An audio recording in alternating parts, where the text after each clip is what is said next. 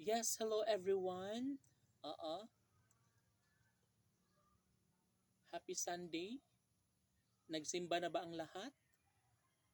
Kumusta na ba kayong lahat dyan? Sana'y nasa magandang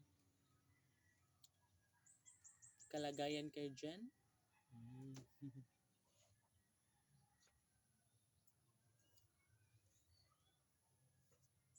Well, mga kaibigan ko, maya-maya lamang po ay pupunta ako ng bayan kasi meron akong bibilhin doon.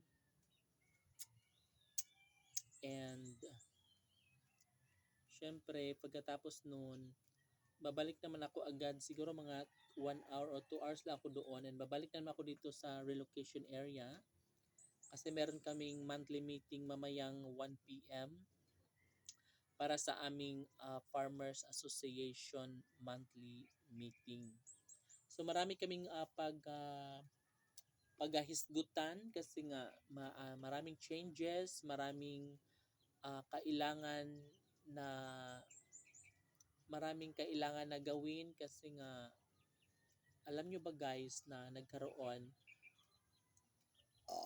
ng problema sa asosasyon. So, kailangan din na maayos iyon agad-agad para kasi malapit na ang December guys. Alam nyo naman na mabilis lang ang oras at panahon na tsak darating na ang December at yun talaga ang pinaghahandaan ng Farmers Association para sa mga members, no, para magiging maayos ang lahat. Kaya see you next time mga kaibigan ko. Bye!